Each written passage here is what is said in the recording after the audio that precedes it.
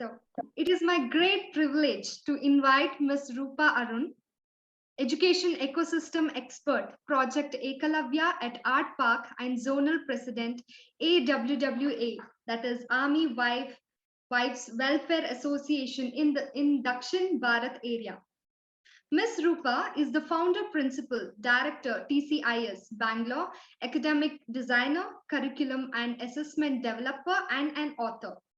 Has contributed close to 3 decades to the field of education, including 2 fruitful terms with the ACT Department of Education, Canberra, Australia.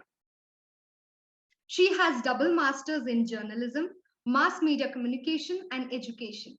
Recipient of the Change Maker Certificate for Digital Transformation of the Teaching Learning Community by Microsoft. Piloted many new educational practices and has implemented 100% of NEP 2020 in its true spirit. That being said, Ms. Rupa, please let us know how schools can restructure and add to their existing curriculum and education elements to call themselves NEP 2020 ready. And I also request you to throw a light on some of the educational elements introduced by you. Oh, thank you so much, Diksha. And thank you so much, Mr. Abhishek and Lucy, for having invited me. My greetings to all the co-panelists out here, and welcome all the viewers here. I hope I'm able to make justice for the time that has been allocated to me. And I will keep it precisely to the point because I think more than anything else, as individuals, as educationists, as leaders, I think the single-minded effort right now the country is expecting from each one of us is to be able to translate this dream into a reality. And trust me, we are not very far from that. There are many things that we have already been doing, but perhaps not being or not having paid attention to certain minor details is what I would say.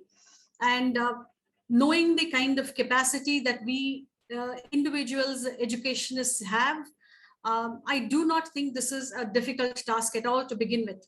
So stay motivated, listen to what is happening, and more than anything else, promise yourself that you're going to be one of those proactive persons who will willingly find out what needs to be done to ensure that your school becomes NEP 2020 rather than wait for instructions to come down from the board or from the education committee for us to then understand and implement it.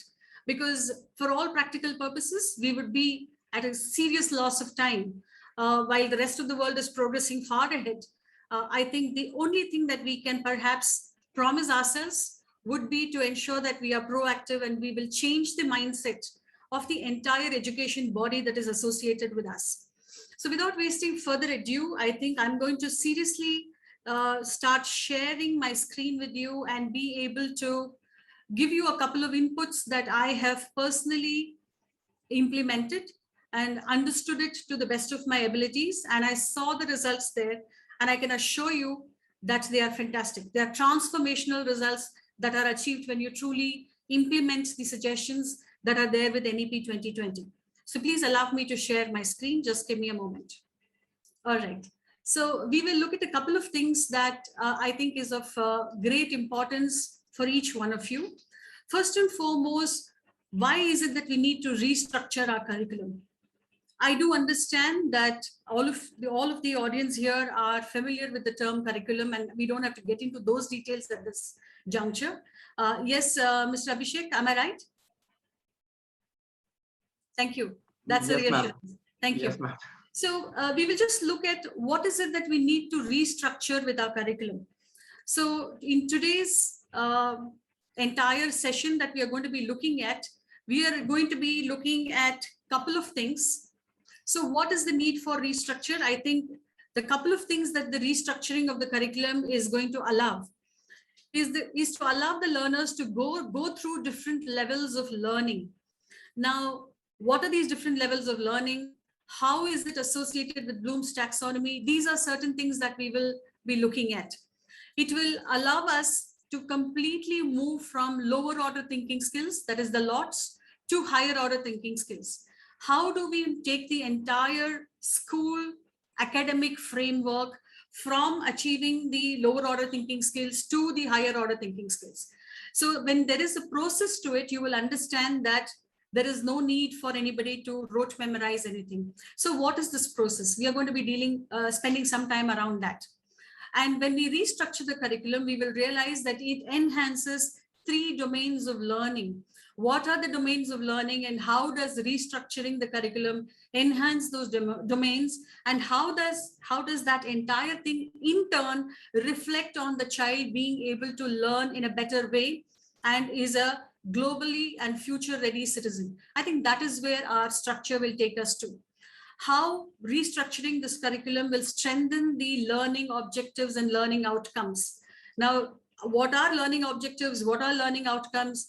How do we structure it? How do we have strong LOs? And how can this help reduce rote memorization? I actually wrote reduce memorization. What I meant is rote memorization. Obviously, of course, there has been this impactful sessions conducted by CBSE and many others in terms of how do we develop 21st century skills, creative and critical thinking skills, but how restructuring the curriculum is kind of going to take us through all these processes. I think that is where we are going to be spending our time. And to do the restructure, what are the aspects that I will be taking you through? I will take you very, very briefly through Bloom's taxonomy, domains of learning, components of a curriculum, what is LO versus LO, what is learning objective versus learning outcomes, how are they different and how do we go about framing them, derivatives from a curriculum, what are the different things that we can get when we have a dynamic curriculum structured for us. So how does it help the students? How does it help the leadership? How does it help the teachers of the school or the facilitators of the school to navigate through this process and ensure that children are future ready? I think that is where our entire focus will be.